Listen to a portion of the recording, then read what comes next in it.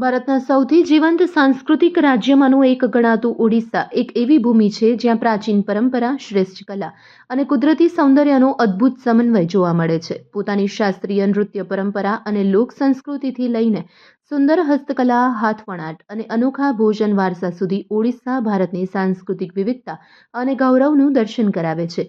બેંગલુરુ અને ગુવાહાટી ખાતે અગાઉની આવૃત્તિઓની સફળતા બાદ ઓડિશા સરકારનો પ્રવાસન વિભાગ અમદાવાદમાં તેના મુખ્ય સાંસ્કૃતિક અને પર્યટન પ્રદર્શન ઓડિશા પર્બ લાવી રહ્યું છે.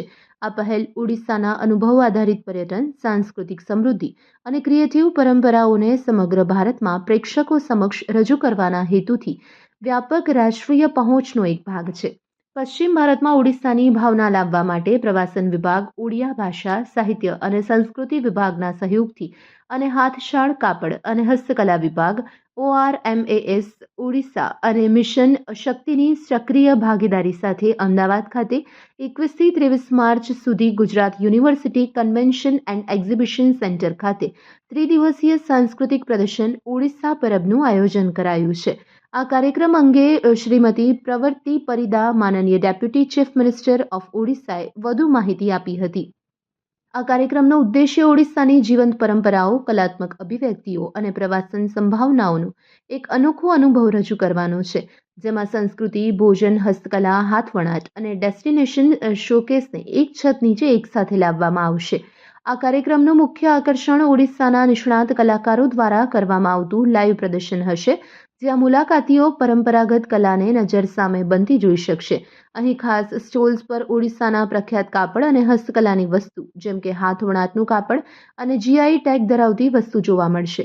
મુલાકાતીઓને કલાકારો સાથે વાતચીત કરવાની અને દરેક કલા પાછળ રહેલો વારસો અને તેની ખાસ પદ્ધતિ વિશે જાણવાની તક પણ મળશે. Report by Ashwin Limbachiya, Ahmedabad. देखिए, हम पहली बार उड़ीसा पर्व लेके आए हैं और हमारी सौभाग्य है कि मोदी जी की गुजरात में हम लोग उड़ीसा को शोकेसिंग करने के लिए आए हैं और यहाँ टूरिज़्म को बढ़ावा देने के लिए बहुत कुछ है. गुजरात से देखेंगे, सीखेंगे, उसको उड़ीसा में खूब लगाएंगे और हमारी जो B2B यहाँ होगा और B2G भी होगा. इसमें हमारी जो टूरिज़्म की नई पॉलिसी उड़ीसा ने शुरू की है, इस पॉलिसी को आगे लेते हुए अगर कोई अहमदाबाद शहर में उड़ीसा क्यूजिन शुरू करना चाहें तो हम उनको ज़्यादा सब्सिडी भी दे सकते हैं और जो प्रोत्साहन मिलने वाले हैं. आज टूरिज़्म डिपार्टमेंट के सचिव भी है, निर्देशक भी है और सब कुछ लोग 3 दिन के लिए रहेंगे यहाँ.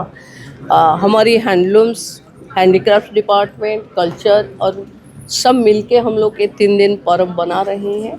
हम उम्मीद करते हैं कि इस 3 दिन में एक मिनी उड़ीसा, अब जो उड़ीसा के लिए जैसे गूगल में सर्च करोगे जो बेस्ट है यहाँ वही मिल जाएगा आपको. एक उड़ीसा के संगीत, उड़ीसा के डांस, उड़ीसा की मतलब संबलपुरी साड़ी, उड़ीसा की व्यंजन, यहाँ खान पान गान में 3 दिन के लिए आपको उड़ीसा दिखाई देगा.